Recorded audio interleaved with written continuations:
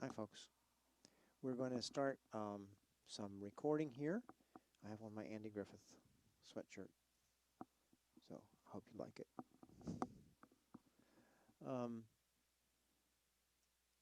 We're going to start with sight reading number 15 from the Bach Scholar book. It's in A minor. Turn there. I found a new feature, and I'm going to start by showing it to you. I'm able now to screen share my iPad, and so you can see my score here, and I can mark on it with you. We're going to go down through all four of the levels here that we're interested in, which is grades 1 and 2, 3 and 4, 5 and 6, and 7 and 8. And just want to point out some fingering things first. There's an unusual start here to number 15 in the right hand. You start with your hand in a kind of A minor 5-finger position, but you immediately, the implication here is you immediately use finger 2 on that G sharp. And you can see that's because most of the phrase lies in the upper region here, above the G sharp. So the thumb is going to be somewhat the pivot here at the beginning, and then up and down the phrase. Then you're in the same 5-finger position here until the end, and then you're going to turn over the third finger there to finish in a C major 5-finger position. Left hand, tonic and dominant, up and down. And then starting in the same hand position, finger 3 on D is the same hand position as finger 2 on E. So that presents a pretty stable left hand. So let's read here. This is A minor. I'm going to go a little faster than I did in the previous unit, but you can feel free to use your YouTube adjustments to set it to your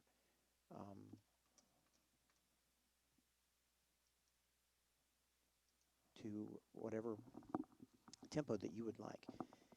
So a little faster here than usual, not that fast. Beginning. 1, 2, 3, 4, 1, 2, 3.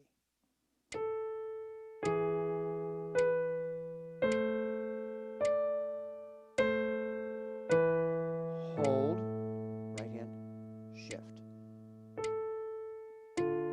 We'll take the repeat. Hold, 2, shift.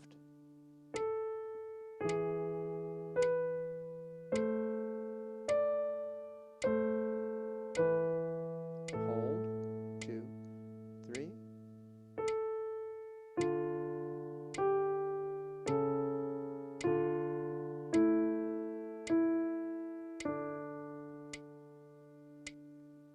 Grades 1 and 2.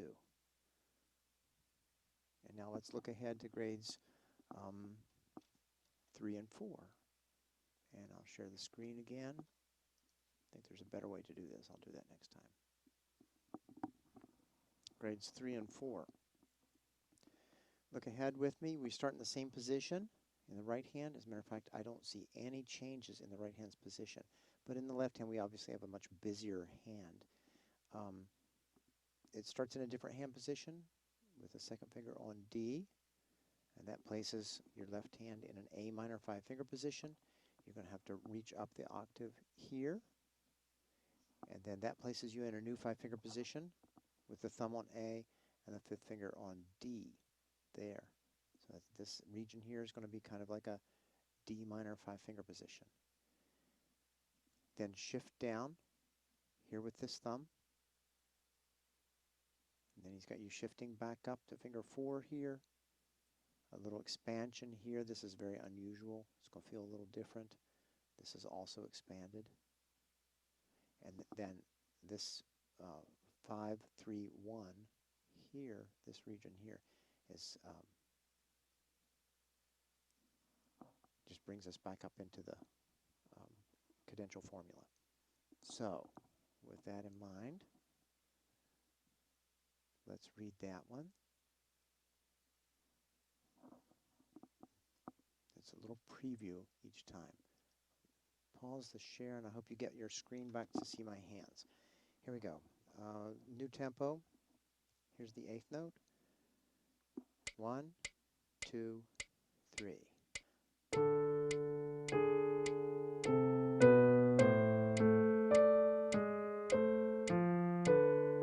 Hold, right hand, shift.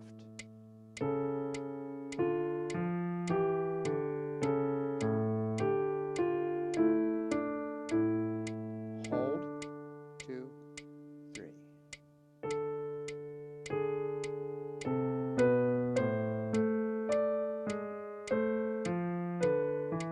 Hold, right hand, shift.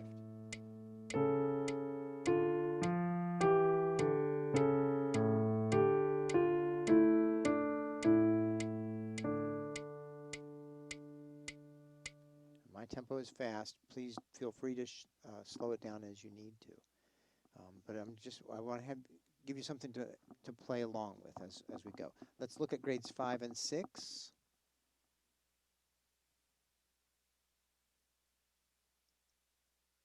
And how do I now? Oh, there it is. Okay, grades 5 and 6. You have hopefully back the the iPad screen. 3-voice texture here. No fingerings. You're familiar with the tune by now. The bulk of this phrase lies in the upper portion of its range.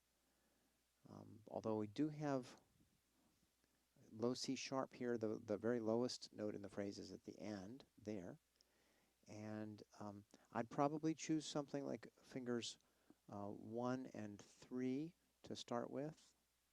3 on top, 1 on the bottom, or even a 2 there. No, I think 3 is the best. And then I'm going to have to switch. I'll probably switch up here to place my hand. Here would get me G major 5-finger position. And that gets me 4 chords and then back to the cadence at that spot. For the second phrase, the right hand is much more stationary. The left hand has a number of the right hand's middle notes. So let's try this phrase. Looking at the keyboard now with pedal. Pedal goes down on the offbeat, up with each new chord. 1, 2, 3.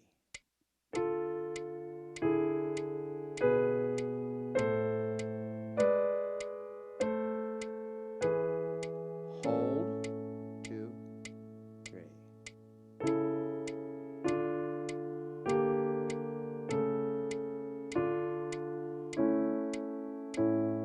Beginning, 2, 3.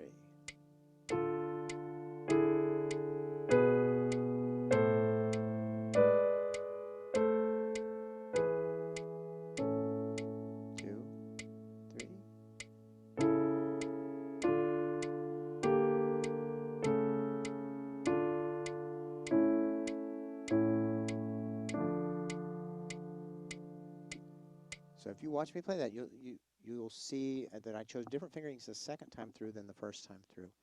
It's an awkward little excerpt to finger. Let's look ahead to grades 7 and 8 now. I see immediately some chords in the tenor that are going to need to be redistributed. Keep in mind when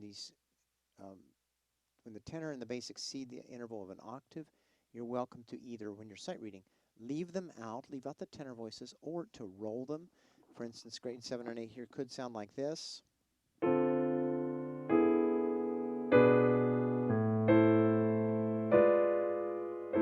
could roll them as I just did there, or you can take them with the right hand. If you have time, it's better to take them with the right hand than to roll them. So I'm going to take, oh, pardon me, I'm going to take this tenor note and that tenor note with the right hand. for sure because the range is so wide between tenor and bass. And if I'm looking at it, I might also want to consider this F right here to take that with the right hand. Here's another one that definitely will be taken with the right hand. Again, you can take it with the right hand, you can break it apart in the left hand, or you can omit the tenor. Let's try it with the pedal. I'll give you a little slower tempo here for the 4 voices with the repeat. And again, watching the keyboard now. 1 and 2 and 3 and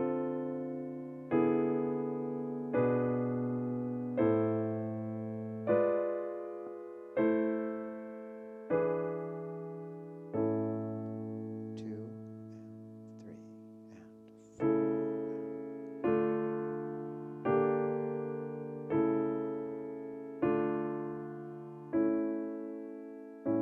and one and 2 and repeat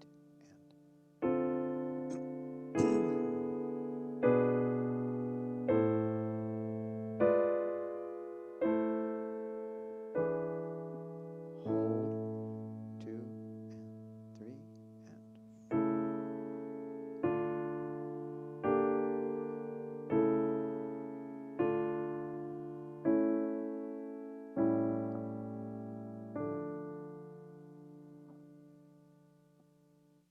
And we're done.